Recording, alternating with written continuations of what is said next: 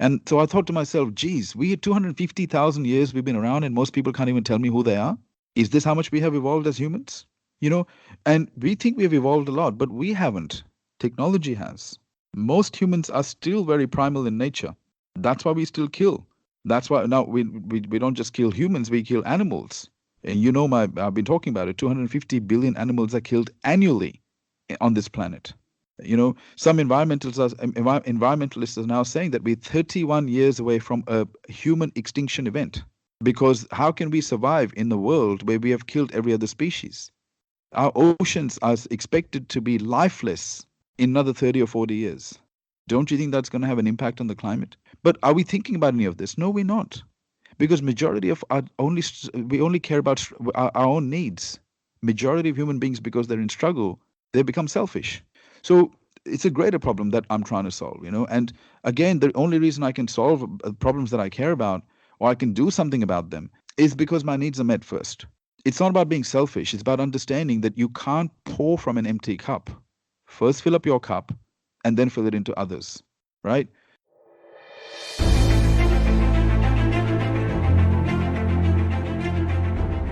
Welcome to Intensify Humanity podcast. We bring the stories of ordinary human beings with extraordinary journeys. They have been grinded through life in terms of extreme challenges, guilt, shame, and things people cannot even imagine. All because they made a choice or decision in life. They are literally not just inspiring, but intensifying humanity through unconventional ways to such an extent that other human beings are inspired and pushed to live to their highest potential in life. I, Somdutta Sarkar, your host today, will bring about the story of one such human being. I hope you find this episode inspirational.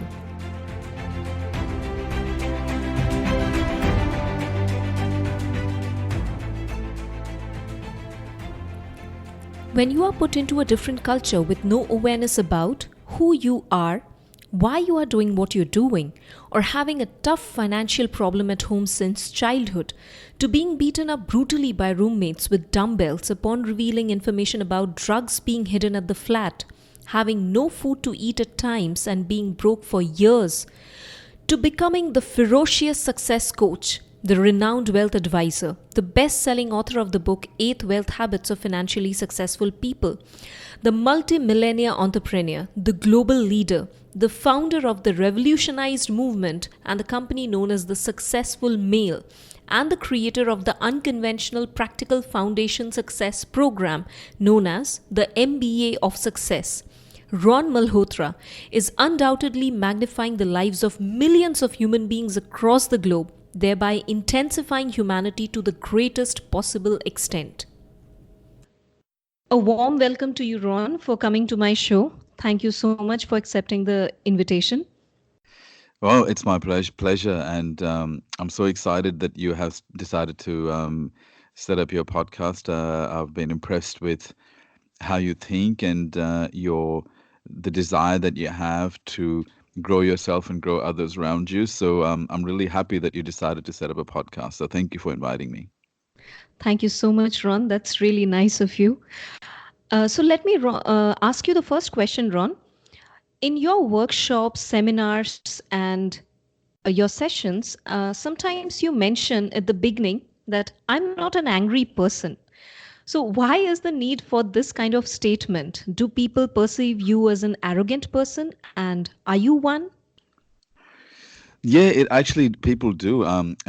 Look, I only became conscious of it because so many people started to assume that my confidence meant that I was carrying some arrogance, or the fact that, may not have those expressions that people typically associate with happiness. So a lot of people then say, hey, on your photos, you come across like you got a bit of attitude.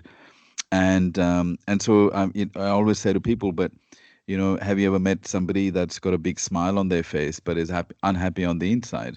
Well, I'm the opposite. I'm a person who's very happy and content on the inside, but doesn't always show in my expressions. And yes, the arrogance is also an interesting one. And because I've over the years, what's happened is many times I've met people and they've said to me after they've gotten to know me after a while, they said, when I met you, Ron, the first time I thought you were arrogant. And I get that all the time. Can you tell me why you thought that I was arrogant? And they can never tell me. right?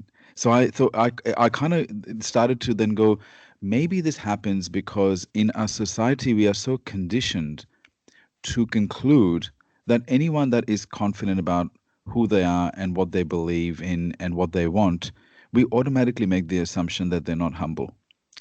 And we a lot of the times we assume that somebody who's very sure about themselves must be arrogant. And and here is the issue. I think it's how we define humility. And I came across this beautiful definition of humility that said humility is not thinking less of yourself. It's thinking of yourself less. And if you apply that definition of humility, I know I'm very humble because I don't think that much about myself as I do about adding value to others. But in the world that we live in, and because of the conditioning that most of us have, we automatically make the assumption that somebody who diminishes themselves is more humble and somebody who's sure of themselves is more arrogant. So a lot of the times people perceive me through these perceptive filters and make the determination that because I'm so sure about who I am and I'm so convicted in my message and my philosophy that I must be arrogant. But I'm not arrogant. I just know who I am. I feel very powerful within myself. And because if you talk about what arrogance means thinking that others are more inferior than you. Do I think that? No. Do I think I'm powerful? Yes. But do I think that everyone else is powerful? Yes. So I don't really fit that definition of arrogance. But um, and the reason I knew that it wasn't me, it was more how people were seeing me through their perceptive filters, was because no one's ever been able to tell me why they think I'm arrogant. You see, I'd be okay if somebody said, Ron, I think you're arrogant because you acted like this and you talk down to people or you look down on people. Then I'd go, okay, fair enough. That makes sense that, you have a good perspective as to why you may have thought that I'm arrogant, but no one's ever been able to give me a good reason. I personally have seen your videos and what your thought process and everything is like, but to me personally, it feels like you're a very down to earth person. Well, I think it's impossible for anyone that believes in God and universe to think of themselves as, um, you know, um, indispensable or think of themselves as everyone's defeatable, right? So I certainly don't. I don't. And you've worked with me, so. But yes, I'm very sure of myself, though. I mean, that I advocate. I go, you know what? You don't want to be walking around uncertain about who you are. And the other thing is, I've earned my confidence over the years. It's not something that I didn't just. Some people I've seen, they pretend to be confident. Me, over the years, I've had that many setbacks and challenges and failures that I feel like I've earned every ounce of the confidence that I have by not being a victim, by not blaming circumstances, and by overcoming so many setbacks and challenges. So, I like feeling confident. And it doesn't mean that I don't have doubt every now and then, but um, I'm not going to diminish myself, and I don't think anyone should diminish themselves. I mean, we're all, if you believe in God, which I do, we're all God's children. Why should we diminish ourselves? Arrogance means when we think we're better than others, but confidence means when we think that we're amazing, and we should think we're amazing because we are pretty amazing. What humans can do, no other species can do. The creativity that we have, the compassion that we have, we're capable of so much. So that's something to feel good about, isn't it? That's profound. You have put it in such simple and beautiful words, such kind of knowledge. I think people will get wowed about it. Well, I hope so. And I hope that people can see that because every time we put a label on somebody, and, most of the times it's coming from our own perceptions. We've got to question. So if somebody says, you made me feel uncomfortable, okay, why did we, when we feel uncomfortable, don't we need to take responsibility for our emotions? Why did we feel uncomfortable? For example, sort of so many people are intimidated by really successful or wealthy people. A lot of people, if they were in a party with a billionaire, most people would not go and talk to that billionaire. They will automatically make the assumption that this person must be a snob or, that they're going to look down on me. But they're the ones that are making the assumptions. They're the ones that are making the judgment, right? And we do this all the time. Humans do this all the time. We've got to ask ourselves, why do I think? Because I got it very recently as well. There was a lady I spoke to, and she said, my partner saw your picture on LinkedIn and he thought you were arrogant. And I laughed and I said, well, it happens all the time. But would he have questioned himself and go, why do I think Ron's arrogant? What is it about Ron that makes me think he's arrogant? And is it reality? Have I got proof? Or is it simply my perception? So people have to ask themselves this. We can't just make snap level judgments, because the difference between an evolved human being and one that is not evolved is that the unevolved human being makes snap level judgments but never questions their own perception. And we've got to start, if you have to be aware, if you want to become self-aware and you want to be an enlightened human being, you've got to question everything you believe first. And you've got to go, well, have I really actually got any evidence to feel this way? Because sometimes it can be indicative of some limiting beliefs that we have been carrying through childhood. You know, that if we see somebody successful and we automatically don't like them, what does that say about our belief system? If we see somebody wealthy and we automatically intimidated by them, what does that say about our belief system? What does that say about our perception? What kind of beliefs are we carrying? What kind of perceptions are we carrying inside of us that makes us feel uncomfortable around that? Because how many people are, you think about how many people are so comfortable around, like people will say, oh, that person is so laid back and they're like the person next door. Is that a compliment though? Why are we so comfortable around people that are not achieving? And why are we so uncomfortable around people who we perceive to be achieving more than us? We've got to question that, you know? So, confidence should not be mistaken with arrogance. No, and there is a fine line, though. I mean, that you can. It's easy to get into arrogance, but look, I know. I mean, no, whilst I may never be able to prove it to anybody, but I know that when I look at human beings, I see powerful people. I don't think I don't think that based on potential or genetics or any other factor, I'm superior. If the only thing that I would judge people on is based on the effort that they're putting in. So, do I judge? Yes, I judge based on effort because that's controllable. So if somebody decides not to put in any effort, oh yes, I'm calling them out. I'm calling out their lack of effort, right? But arrogance means you're judging people based on their being, their presence, something that they can't control. So that's wrong. And I don't think anyone that believes in, the universe or God or, anyone that I don't think that any person like that would ever be arrogant or carry an arrogant attitude. It's typically the people that suffer from scarcity that actually are arrogant because they are operating from fear. So I have no such qualms. I don't think that I'm better than anyone else, and I don't think that there is anything inherent in me that makes me special. And I do believe that the human spirit is very powerful. So I'd see everyone as powerful, I, but in life, not everybody gets what they want because what it comes down to is whether you do the right thing and the level of effort that you put in. Those people who do the right thing and put the right level of effort get more than those who don't. So life's not fair that way. But it doesn't mean that we don't all have the opportunity to have the life we want. We all have the opportunity. Whether we do something about it or not, it's up to us. True, completely agree. So, Ron, my next question to you is some of the questions that has been asked on social media to you. Why do you talk about money all the time? Are you a money-minded person? And do you really think rich people are bad people? Well, I don't talk about money all the time, but I do talk about. I mean, I've been in the money game for a long time. It's what I do for a living. It's what I feel very passionate about.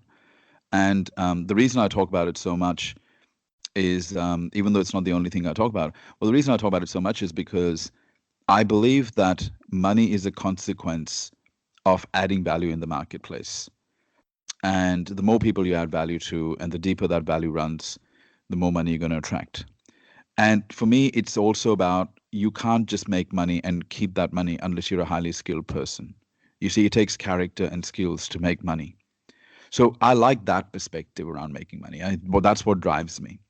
But the other thing I realized also is if you look at all the world problems that exist today, majority of world problems like human trafficking, sex trafficking, crime, poverty, all of this sort of stuff. A lot of the times, the individuals that commit these types of crimes are individuals that have not achieved self-actualization in their life. And it's impossible to achieve self-actualization when you're stuck in scarcity and survival. So I see money as a tool that gets people out of scarcity and survival so that they can achieve self-actualization. And why is self-actualization important? Because a human being who has their basic needs met and it can reach their, live their purpose and reach their potential, is a human being that's going to make a difference. Those human beings that don't have money to even take care of themselves, they're usually not the ones that make a positive difference, because you've got to be resourced. So it's, for me, it's not about having money for the sake of having money or for the sake of having prestige and status. I see money as a vehicle through which people can make a difference, and they can become upskilled, and they can make a bigger contribution to the marketplace and industry.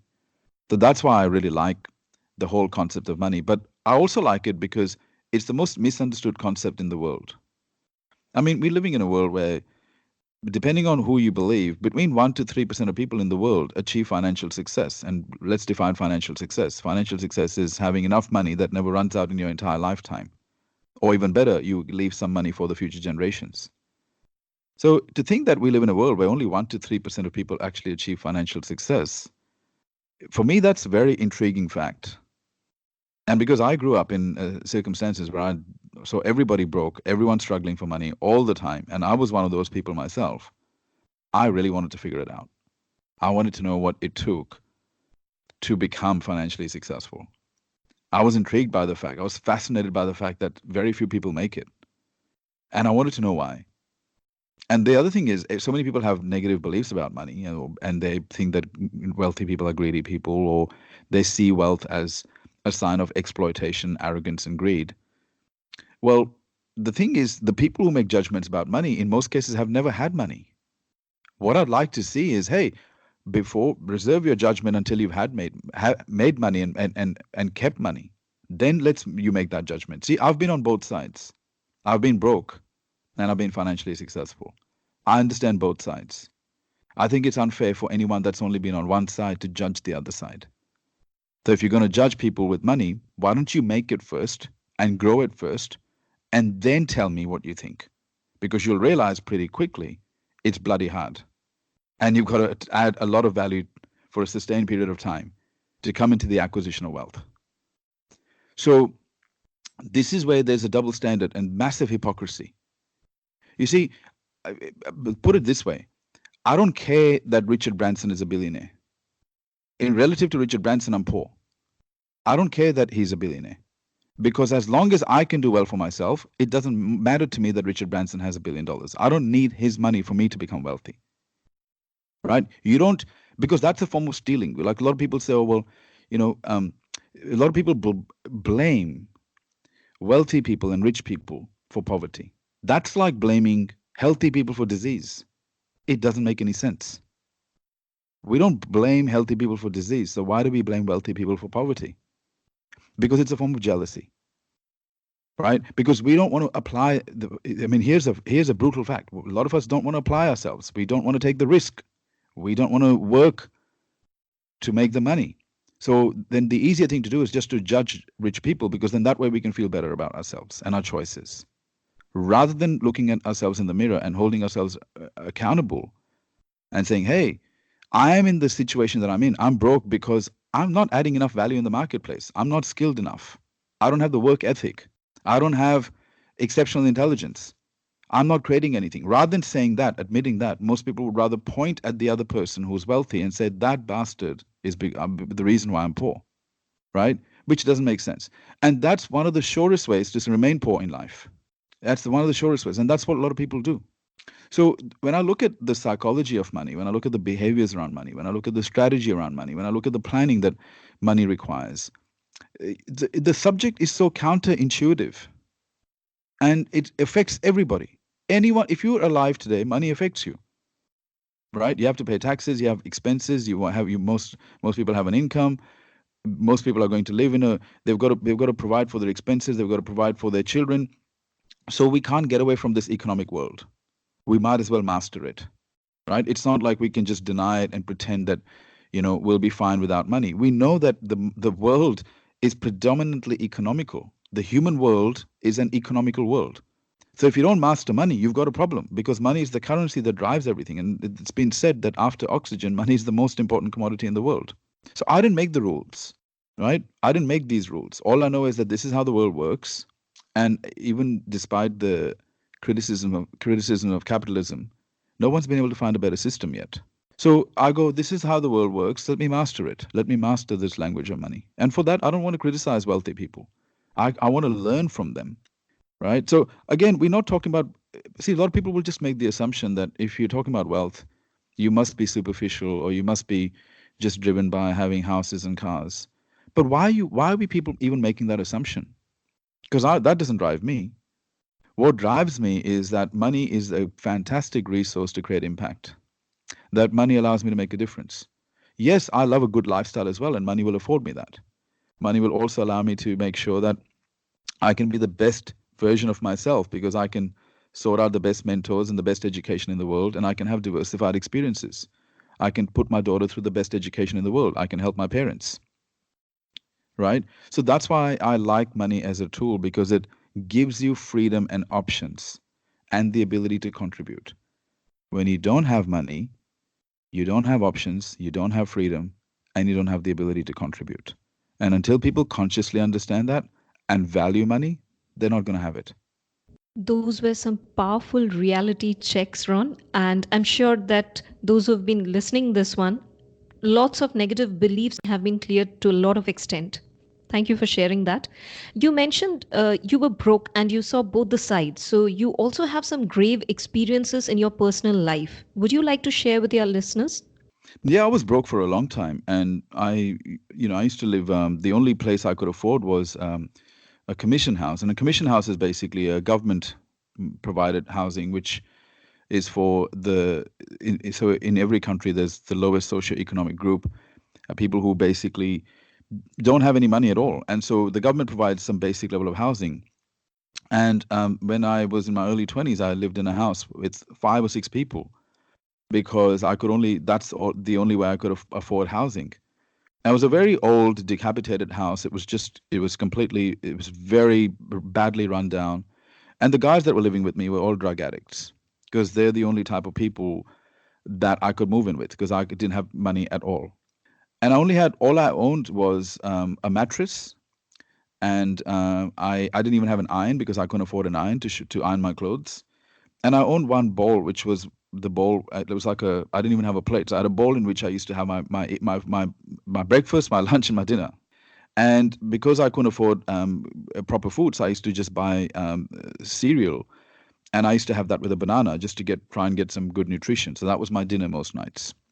So I've lived in those circumstances, and it wasn't fun, right? And I know that there is a price to be paid to become wealthy, but I can tell you that the price that people pay in poverty, it has a toll on your health, it has a toll on your well-being, it has a toll on your peace of mind, on your self-esteem.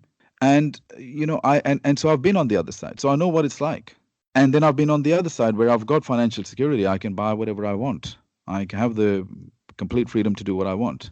If I wanted to retire and I'd not work, I can sell off everything and I can retire, right? But I'm not driven.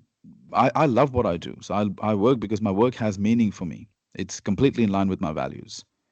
But the thing is, I don't want to be broke. I don't want to be poor again because I absolutely hated it. And I see a lot of people that tell me that money is bad, but then they secretly buy lottery tickets.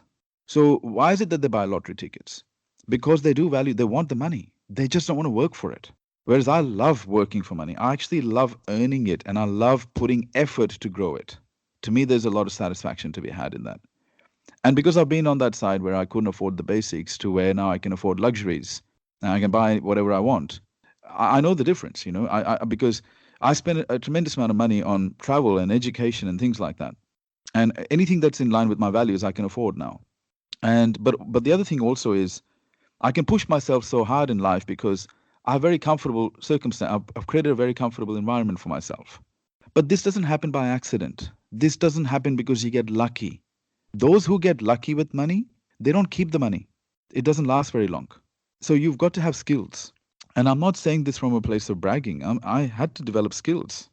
I didn't have skills. When I was broke, I didn't have skills. That's why I was broke. Because a lot of the time people say, I'm not making enough money. Why aren't you making enough money? Because you're not skilled. You're not skilled.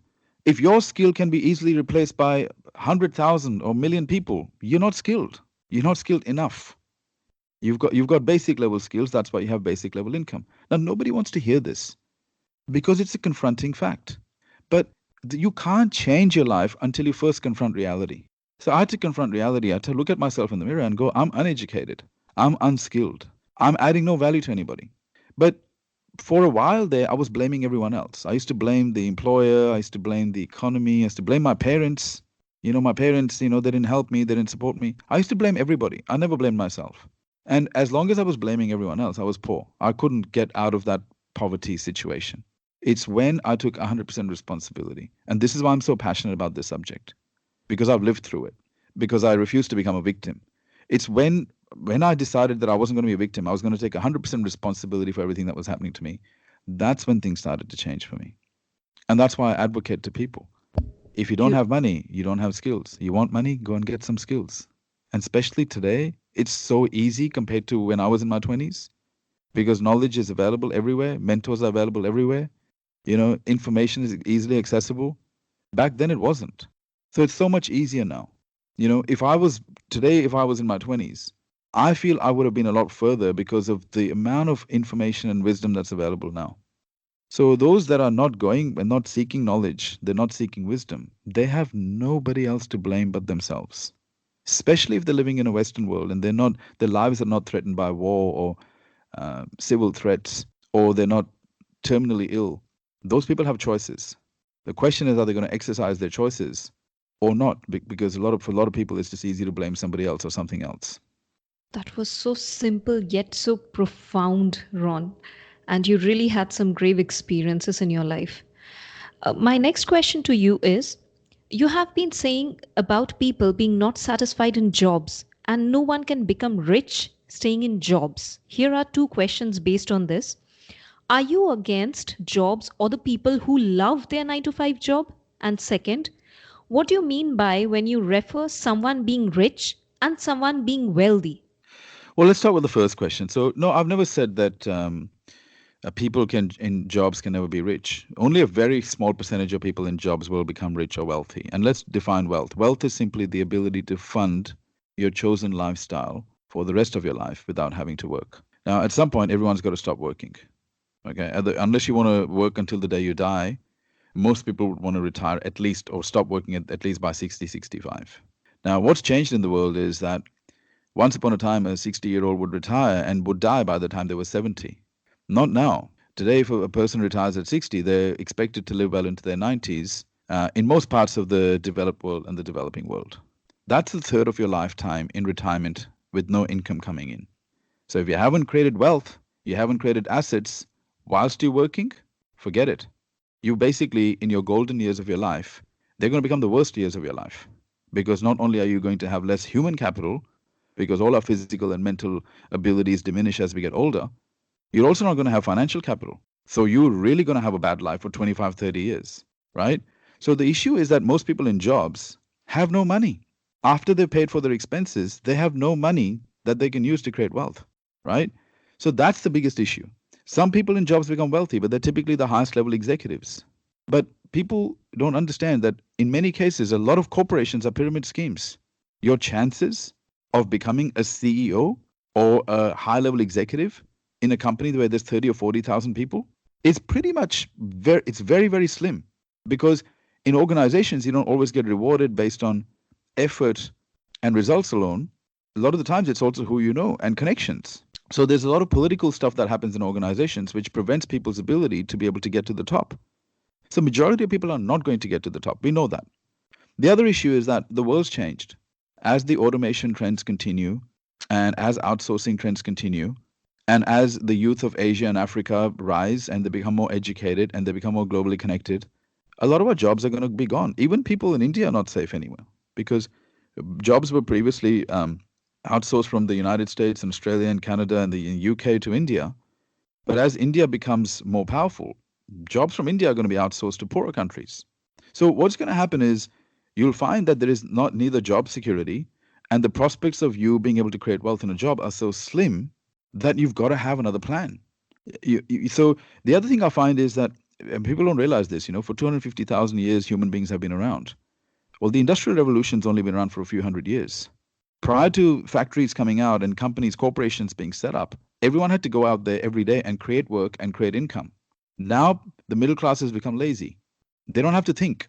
You just show up, you take your paycheck, and you come home. There is no incentive to push yourself hard. There's no incentive to apply yourself. There's no incentive to put yourself out of your comfort zone. And the biggest trap is that once you got a job and you just make enough money to pay your bills and to pay your rent or your mortgage and your car payments, that's it. You're locked in. You're now, they've got you. The corporations have got you now. You're no longer a free person. Now you are just working for 30 or 40 years just to survive. And majority of people, by the time they retire, and you can, if you don't believe me, you can look around your circles. Because I see people all the time who are retiring. They don't have enough money. They've only accumulated enough money to last them 5 or 6 years. But they're going to live 30. So what's going to happen? Are they going to then fall back on their children? Are they going to fall back on the government? Is that a dignified way to live? And this is the interesting paradox. All these people are judging wealthy people, right? They're pointing fingers and blaming wealthy people and everyone else. And then towards the end of their life, what do? They become dependent on their children and start and put pressure on the government and their children. Is that a dignified way to live? It isn't.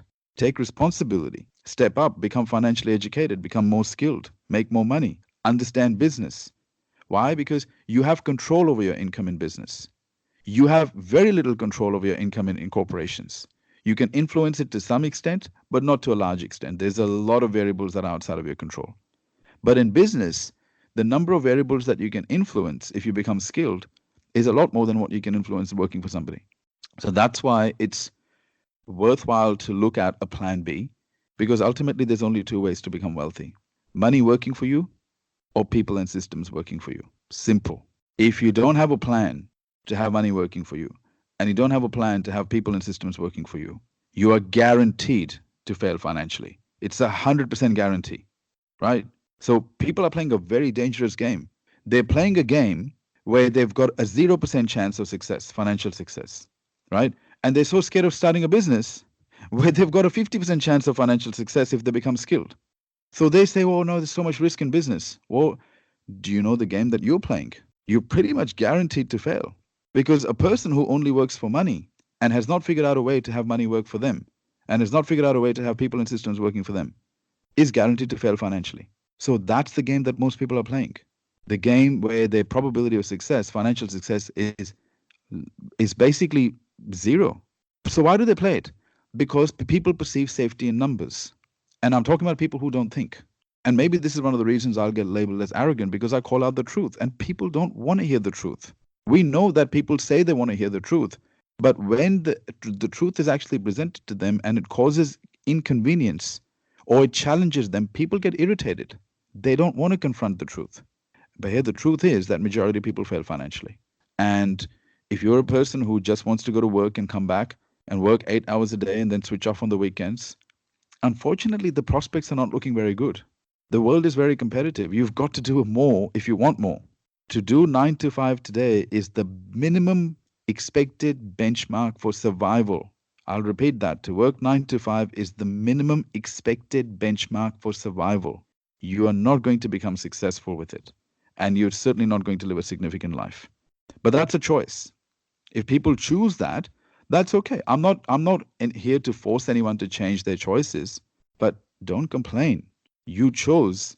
You're free to choose, but you're not free from the consequences of your choices. We can't make these choices and then blame the rich people and then blame the government and blame everybody else and blame the employer when we are the ones that are making these choices, because we don't want to upskill ourselves. We don't want to work 15 hours a day. We don't want to take risks. So we are making choices all the time, yet we don't realize we're making choices, but it's easier to blame somebody else. And so that's the thing that I'm trying to change in the world, is to wake people up about the economic reality and the economic world that they live in and become smarter and more responsible around it. But it's interesting that when I put stuff about money or business, the engagement drops. I've tested this so many times. If I make a person feel like a victim, my engagement will go up massively, because that's what they want to hear. If I tell them that they're hard done by, that they're actually genuine victims, and that they've had a very bad life and it's really tough for them, my popularity will increase. But if I tell people to be responsible, my popularity drops. So people are telling us what they want, but what they want, unfortunately, is not good for them. And so a lot of my content, my philosophy is based around what people need. And what people need is to know the truth. They may not want it, but they need it. And I've been told so many times by slick marketers, don't give people what they need, give them what they want. And I go, but I don't feel right about it. I'm contributing to the problem then. Because yeah, for every 10 people that I tell the truth to, 8 of them may not like it, but maybe 1 or 2 will. And you're a prime example of that. So you know that, I have this way of being very direct with people, but you've never been offended because you were seeking the truth and you were seeking wisdom. So it appealed to you. That's why you and I connect well. And you said, you said, Ron, everything you say resonates with me. Why? Because you're seeking the truth. You would rather have the inconvenient truth than the convenient lie. Is that right or not? Absolutely. And And I'm having lots of aha moments, and I'm sure our listeners also, because those were some really practical facts and calculations you've just put up on the face, which people never ever thought about. Even I never thought about all these things few years back. well, this is it. And so this is my job's done. If there are a few people like you that realize that, hey, yeah, okay, I don't like to hear what Ron's saying, but you know what? It's actually based on the facts, and I'm rather be uncomfortable for the short term so that I can be more comfortable in the long term. And if people can see my intent is not to put people down, but I'm not one to make people feel comfortable either. Because I say this so many times, diamonds are not created by wrapping it up in a towel. Diamonds are created by taking a stone and cutting it over and over again, polishing it over and over again, right? And so you have to subject a stone to heat, to pressure for it to become a diamond. So I want to create diamonds. I look at people and I see a lot of people who are stones but should be diamonds. So when I'll take a person and I'll go, let me make you a diamond. Let me show you how you can be a diamond. So when I'll rub them and I'll polish them and I'll cut them and I'll put them under pressure, they don't like it. But what they don't realize is what I'm trying to do is to get them to shine like a diamond. So people so many times judge people. They'll think that somebody who comes and says, "Oh, you're amazing," is a better person than somebody who says, "Hey, you need to clean up your act." And this is the problem. We are all seeking this inconvenient lie.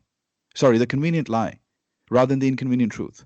But as people will start to realize over a period of time, look, this doesn't serve us. What makes us feel good in the short term is not necessarily good for us. Sometimes it's better to endure pain and be outside of your comfort zone in the short term so that in the long term your life can be easy. You see, if you pick easy now, your life will be hard. If you pick hard now, your life will be easy. That's the paradox of life. Thank you so much, Ron, for sharing that. Ron, on to my next question. You have varied types of qualifications and also doing a PhD. So, what made you go for all those qualifications, and what are those qualifications? Do you wanted to become wealthy and hence you went for that qualifications, or is it vice versa? Well, I wasn't, for many years, I was not educated. I couldn't even read a book. And I struggled at school. I was never academically inclined. Um, so, my parents were very concerned. They said, well, he has, they just thought that I didn't have the ability. I was not intellectual. And certainly no one thought that I was academic either. And I don't think I'm intellectual or academic myself. But what I do have is I've developed a love for learning. And so even though I struggled at school, and I never thought I would ever going to be able to finish a degree, let alone a master's degree or even start a PhD or even write books or anything like that. What I realized was that all of us are lazy in areas that do not align with our values. And we're all geniuses in areas that do align with our values.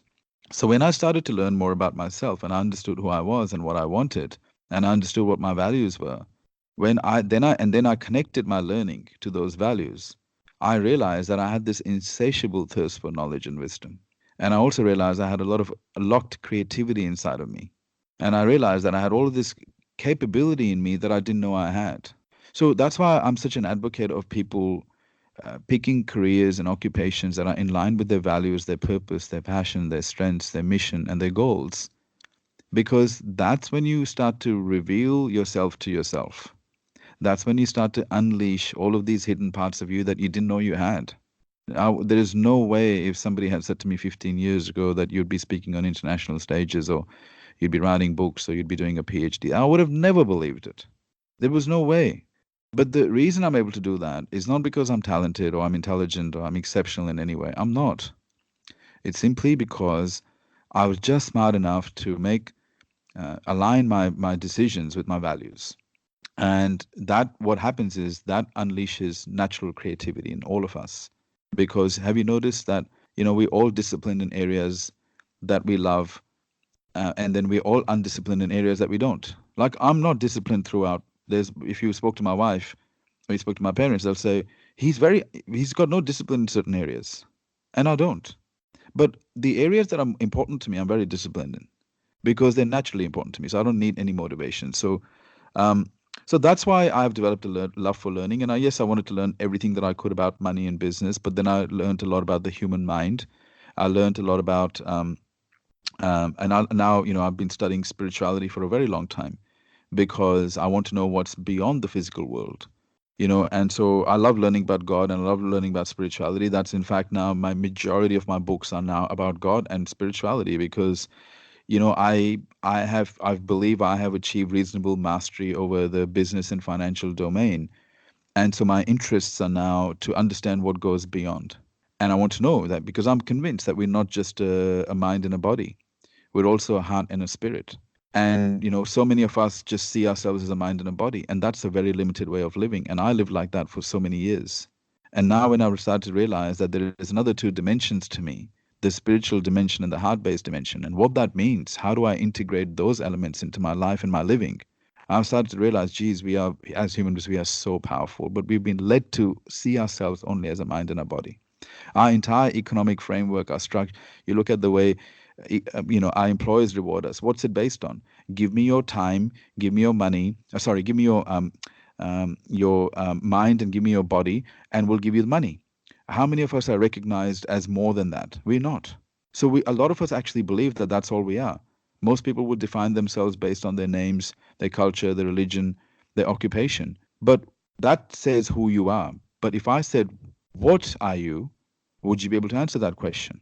People say, oh, I'm a human being. But what does that mean? And who told you you're a human being?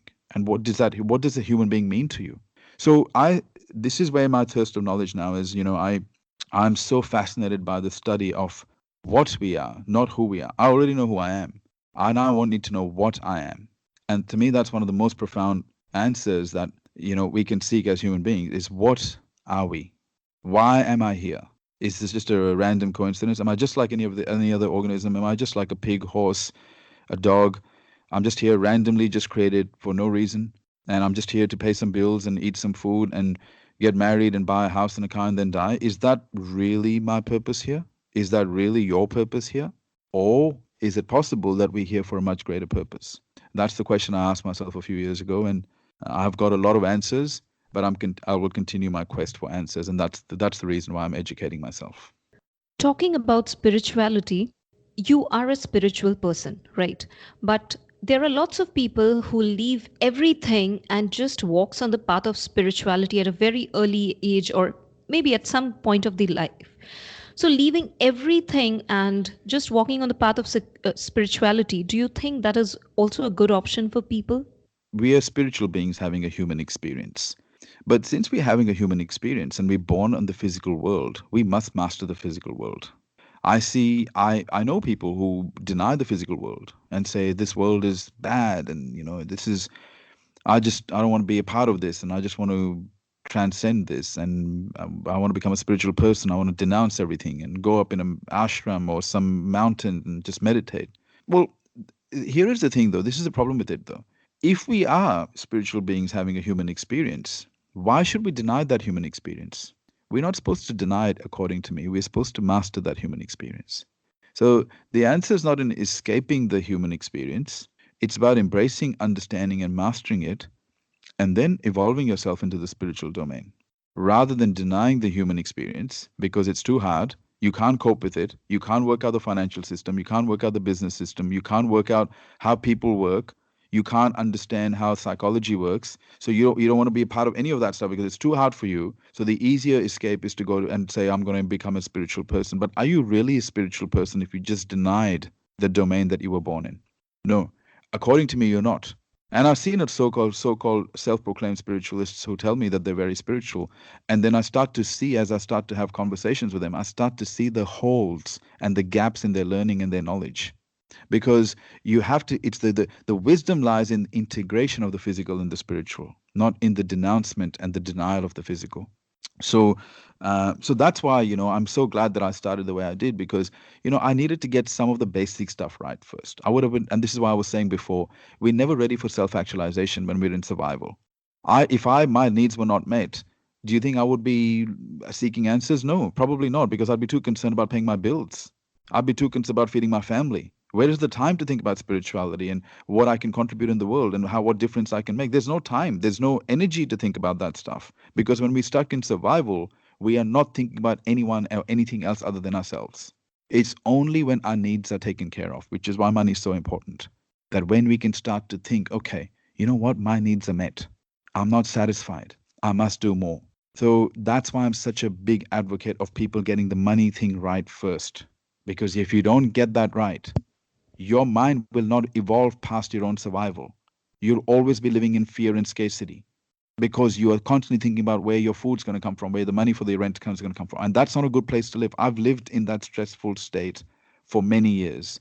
And I can tell you, that was the time I became the most selfish, because I did not have the ability to provide for anyone, because I couldn't provide for myself. Right? So that's why it's so important that we get that piece right quickly. We get the skills, we add value in the marketplace, we create a great income, we make sure our needs are met. And then we can quickly transcend and we go, well, now I'm ready. I'm going to make an impact. I'm going to make a difference. I'm not saying you can't make a difference with that when you don't have money. I'm just saying your ability to make a difference is very limited when most of your time is just going on paying bills and earning the money just to put food on your table. Well, where is the time to spend even time with your parents? I see my parents every week. I see my in-laws every week. I spend a lot of time with my daughter. I can do these things because if you have money, you have time. If you don't have money, you don't even have time, because you have to give up your time to make money. So that's why I'm such a big advocate of people understanding this and mastering these skills, and then get the human experience right. I know it's a tough, like, life is not easy. Anyone that's ever been treated badly by people, being backstabbed by people, being lied to by people, the human experience is not easy. We have money to think about, we have people to think about, we have relationships to think about, we have peace of mind to think about, we have health to think. It's not easy. I'm not saying it's easy. It was very tough for me. But now I don't wish it was easier, because I know that because it was so tough, I had no choice but to be better as a person. So I love life now, because I go, wow, isn't it wonderful that it's only because of those challenges that I became who I am. Otherwise, do you think I would have applied myself? No way. I would have not got any skills if I was comfortable, if my parents had provided everything for me, or if I was making reasonable or very good income without applying myself. So would I have applied myself? No. We humans only grow when we are in struggle. So those struggles are blessings in disguise. And yeah, so this is why I'm at that stage where I talk about, you know get that right, and then start moving towards spirituality. And what is spirituality? Spirituality simply looks at our connectedness with the world and the universe. It looks at what we hear, our purpose, our greater purpose, which is not just to pay bills and feed our family. Okay. And then it's about having faith in a greater intelligence than us. But no one that's stuck in survival is going to think about those things, because these things will seem like very lofty ideals to any person who's thinking about, where am I going to pay my electricity and gas bill? You see the problem with that. And so humans can't evolve and be as conscious as they're capable of being until their basic needs are met. So you also think money is spiritual? Absolutely, because money is a byproduct of creating value, right? Why is Bill Gates a billionaire? Well, have you ever used Microsoft? Has it improved your life? Well, it has improved the lives of billions of people on the planet. The man deserves to be a billionaire. When you create something that can impact the lives of that many people, then of course you deserve more. You deserve more abundance because you took a greater risk. Money is spiritual. Money is just an energy, right? And it goes to those who add the most value to the largest number of people. Because why is it that? Why are business people rewarded in the economy? A lot of business people who create big impact, because they're working in accordance with the laws of the universe. They're creating value.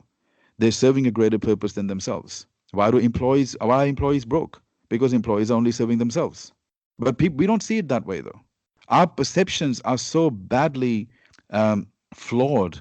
We look at business people and rich people as the selfish people, and we apply this twisted honor to our poverty. which is ridiculous. Now, sure, look, I'm not saying all rich people and all business people are good people, but neither are all poor people good people. That's not the point. The point is that a self made person who became a billionaire or multimillionaire would have had to create some value in the marketplace for sustained periods of time. Okay? That's why they created wealth and that's why they were able to grow wealth. So, why did the universe reward them? And who are we to say the universe should not work that way? It's the universe that's ultimately creating the reward, isn't it? They're saying, well, Bill Gates and Richard Branson and these guys deserve $1 billion. Why should we? Why people? Oh, Jeff Bezos makes a lot of money at Amazon. Who are you to decide that? The market rewarded him. The universe rewarded him. Who are you to say that he shouldn't have that money? Right? And so that's the issue. We are playing God now. We're starting to judge who should and shouldn't have money based on what we think should happen. But the world has always been the same. You add tremendous value, you get rewarded by the marketplace and the universe. You don't, and you struggle. So think about all those, so many of the employees. Who are they thinking about? Are they thinking about making a difference in the world? Are they thinking about making a contribution in the world? Majority of them aren't. They're thinking about how can I get my car and my house, and how can I get my Disneyland holiday? A lot of them are thinking like that. That's why they struggle. That's profound, Ron. That's really, really profound. So, Ron, the successful male, you've started this movement and it became controversial. Then again, the MBA of Success. This is a program that you have yourself created, but it is nothing like the conventional MBA that we have across the world. So, what are these two programs? What are these two movements, basically, if I would have to say? And what can people do with it? How will it help people? Well, the successful male was born out of a need. I saw that, we were talking about all the world problems that exist. So let's talk about them. So we've got poverty, we've got financial crime, we've got human trafficking, sex trafficking, violence, drugs. Okay, predominant human problems. Now, here's a question. What percentage of those problems are caused by human beings? The answer is 100%.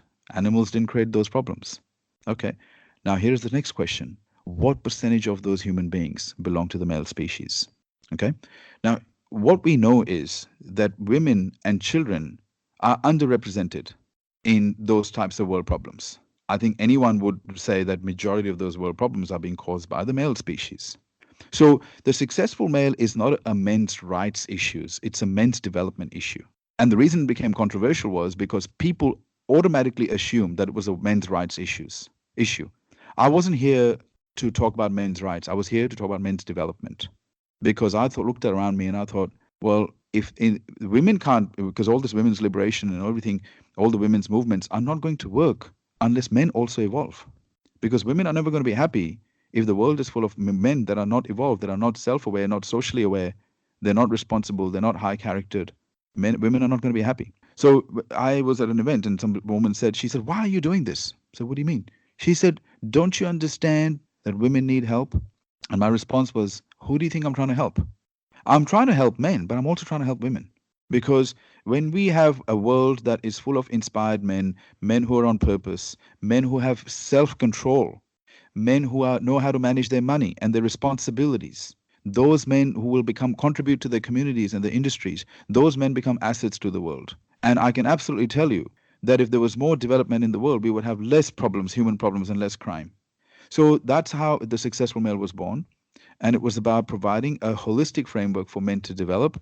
So because our school education system and our work system teaches people how to make a living, but it doesn't teach people how to make a life. So that was the reason. And the MBA of success is again similar thing because I thought to myself, most people don't even know who they are. They don't know what their purpose is. They don't know what their values are. They don't know what their strengths are. They don't know what their passion is. Not only that, they don't understand how their mind works. They don't understand what are the fundamentals that lead to a holistically successful life. And so I thought to myself, geez, we had 250,000 years we've been around and most people can't even tell me who they are. Is this how much we have evolved as humans? And we think we have evolved a lot, but we haven't. Technology has. Most humans are still very primal in nature. That's why we still kill. That's why now we don't just kill humans, we kill animals. And I've been talking about it, 250 billion animals are killed annually on this planet. Some environmentalists are now saying that we're 31 years away from a human extinction event. Because how can we survive in the world where we have killed every other species? Our oceans are expected to be lifeless in another 30 or 40 years. Don't you think that's going to have an impact on the climate? But are we thinking about any of this? No, we're not. Because majority of our we only care about our own needs. Majority of human beings, because they're in struggle, they become selfish. So it's a greater problem that I'm trying to solve, you know. And again, the only reason I can solve problems that I care about, or I can do something about them, is because my needs are met first. It's not about being selfish. It's about understanding that you can't pour from an empty cup. First, fill up your cup, and then fill it into others, right? So it's wrong if you just fill up your cup and then you fill up another cup and you fill another cup and you have no desire to pour into others. Now that's wrong. That's greed. At the same time, to go and pour into others' cup when your cup is empty is also stupidity. Pour yours, then pour into others. That, I believe, is the formula for a successful life and a life of difference. So that's the reason why I love education, because I know that education transforms everything. And Nelson Mandela said education is the most powerful tool in the world. And I absolutely believe that to be the case. So, but rather than teaching people how to do a job, I want to teach people about themselves and about life. And so that's the mission that I'm on. And that's why most of my education is based around life, success, performance, mindset, business, and finance. Because all of that will give you mastery over the physical world, which will then allow you to transcend into the spiritual world quickly. So that's the mission that I'm on. Well, the MBA of Success is a personal development program. It's not about a certification. Nobody cares about certifications. In case people haven't woken up, let me tell you this. The world doesn't care about your degree and certification unless you're a technical expert. What the world cares about is what skills do you have and what value do you add. And for that, you don't need a certification. So the MBA of Success is my own program. It's under the Ron Malhotra International Academy. And if people want to find out more about the program, they can either connect with me on LinkedIn or they can check out my website, ronmalhotra.com, and they can make an inquiry. So it's only for individuals that are ambitious, that want to find their purpose, want to maximize their potential, and want to make a difference. It's this program. I don't try and convince people to do this program because I want to see for myself if person even has the basic inclination to improve themselves, right? If people don't have the inclination to improve themselves, I can't help them. And you know, I've already said this many, many times. If I have to drag them to the starting line, I'm going to have to drag them to the finishing line. They have to come to the starting line themselves. If they come to the starting line, I can contribute to their journey so that they get to the finishing line as fast as possible. Then that's what the MBA of Success does. Thank you so much, Ron, for sharing that. And thank you once more for the successful male movement. It is not only because you've started it for the males, but indirectly it is also helping the women. So, from my part, thank you for contributing to the society in that aspect. Oh, well, thank you. And I'd love to hear from you. You're one of my mentees in the MBA of Success program. What are your thoughts on the program? Yes, so it has completely opened my mind. I've gone through the syllabus of the conventional MBA that we have in our society, where we get the degrees and then we get the jobs or do business. This is completely like your beliefs are shaken from the first module itself. So, when you start to answer the questions, you first become blank because no one has ever asked you such questions in the entire life. In 14 years of schooling, college, everything, nobody has ever asked you those sort of questions. And that's why maybe we have never thought about those answers, because when questions are not asked, answers cannot be formed. And I think that MBA of Success is one of the most fundamental things that people, irrespective of caste, creed, educational backgrounds, degrees, should go through this, because it evolves you as a human being. And not only the human aspect, but you have also put out technical stuffs over there related to wealth and other technicalities, which I'm sure people who are looking for that kind of knowledge with an MBA, if I have to term that coin again, will definitely help them get there. So, all in one place, the self development aspect, the technicalities, and everything. So, thank you so much for creating a program like that, which has never been there previously. No, thank you. And the thing is, I'm so proud of the fact that I've seen your growth in the time that I've worked with you. In the short time, I've seen tremendous growth in your thinking, in your character, in your personality, in the way you think. And I know you're just now starting on building your empire, which I know it's going to happen because I can already start to see that First thing that has to change is the person's mindset has to change. Their circumstances cannot change otherwise. And I've already seen that shift in mindset. So I know you're going to do some wonderful things. And thank you for creating this podcast. And I'm most grateful that you decided to invite me on it. Thank you so much, Ron. I also, regarding you mentioned the mentees, you have your mentees across the globe in different countries. But recently, you also started the mentorship program in India, right? So I have to ask you, why did you choose India? Why India? Well, because I'm by heritage, I'm Indian, and so I have a and I've seen how many people in India are struggling, and I do think that there are two things that have let down Indians in many respects. I find that Indian young people are so capable, but I do feel that two things have let them down. One is the traditional education system. Okay, it hasn't taught them financial skills, it hasn't taught them business skills. It's only taught them survival, and it's only taught them how, in most cases, it's not really developing holistic human beings, and the cultural indoctrination, which I find that there's a lot of distortions in the cultural indoctrination. Obviously, being a part of this culture, I have seen how many culturally held beliefs are limiting people, and they're making people live in shame and guilt and preventing them from becoming the best version of themselves. And it's just a fantastic way.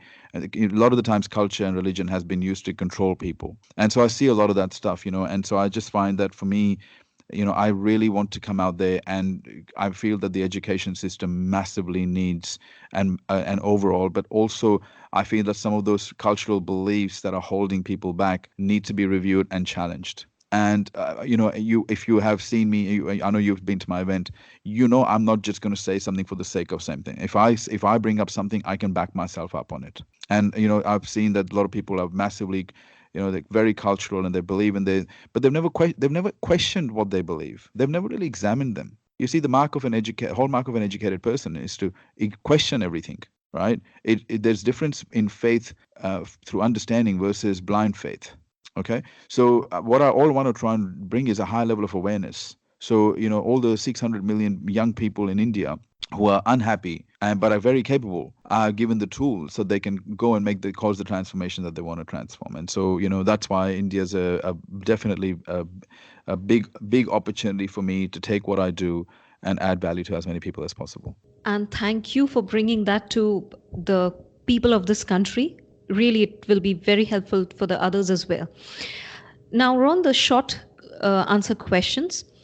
With which one of these you associated more of yourself? Wealth expert, entrepreneur, or a teacher or a mentor?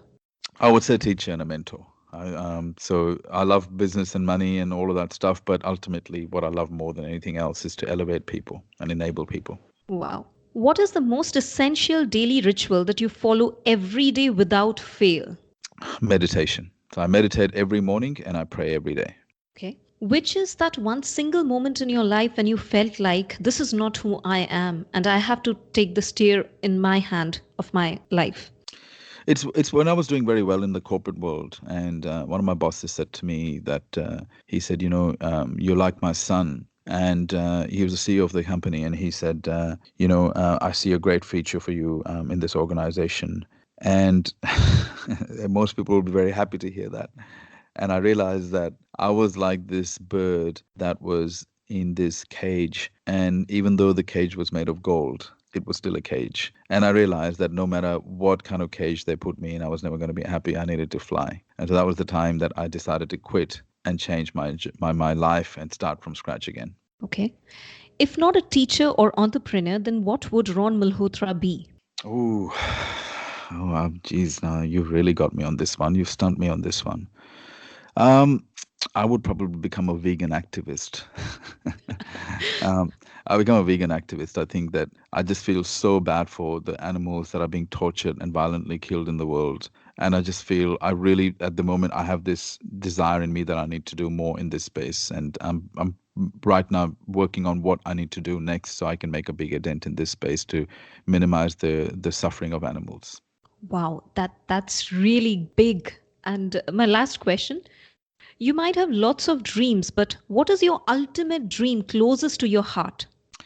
My ultimate dream is that my life is not wasted, that through my life on this planet, I'm able to impact a lot of people through the education that I very strongly feel passionate about. So that's my greatest dream.